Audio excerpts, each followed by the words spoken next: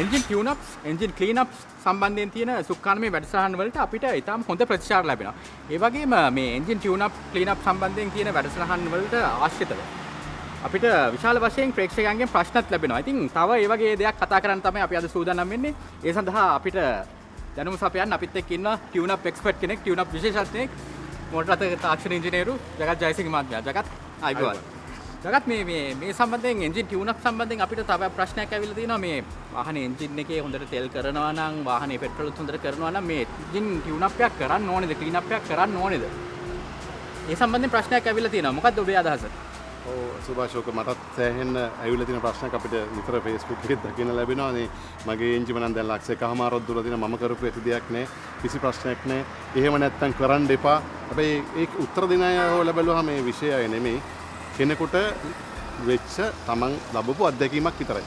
ඒ නිසා මේ තමන්ගේ අත්දැකීම ඒ විදිහටම ඒ ආකාරයෙන්ම තව කෙනෙකුට ගැළපෙයි කියන එක සාමාන්‍යයෙන් විෂයකදී ගෝචර වෙන්නේ නැහැ. ඒ කියන්නේ ඕනෑම විෂයක.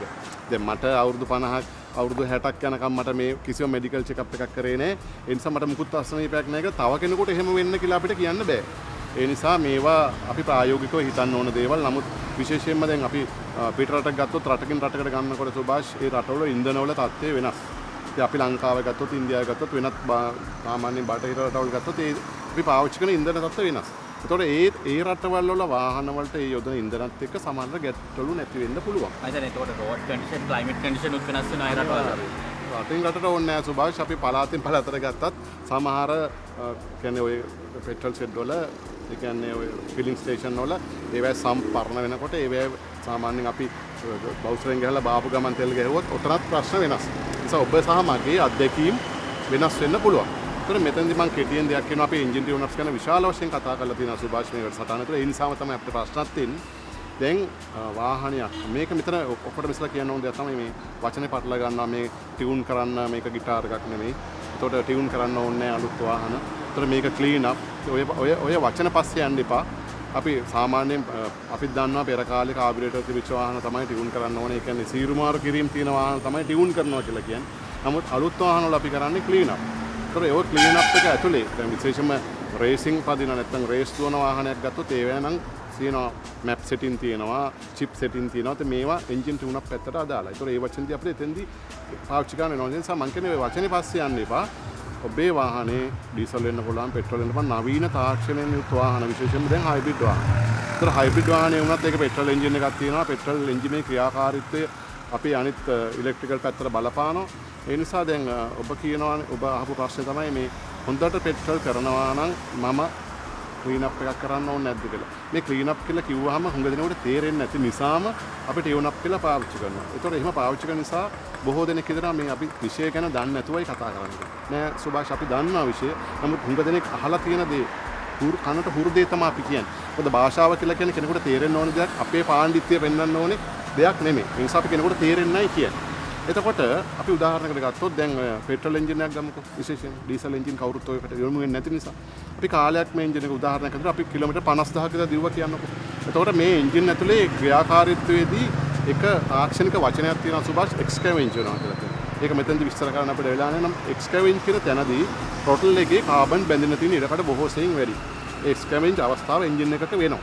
ඒක විශේෂයෙන්ම නවීන වාහනයක ප්‍රමාණය වැඩි. මොකද හයි RPM එන්ජින් නිසා මේ එක්ස්කැවෙන්ජ් එක නිසා ට්‍රොටල් එකේ කාබන් බැඳෙනවා.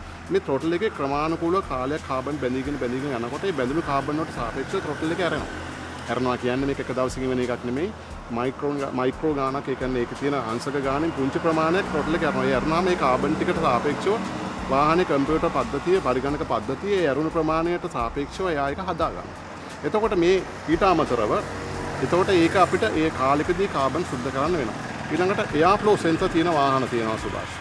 එයා ෆ්ලෝ සෙන්සර් එකක් අපි කොච්චර සර්විස් එකකදී අපි එයා ෆිල්ටර්ස් මාරු කරුවා මොනවා කරුවත් එයා ෆ්ලෝ සෙන්සර් එකේ බැඳලා තියෙන අර ඩස්ට් එක අයින් කරන්න බෑ.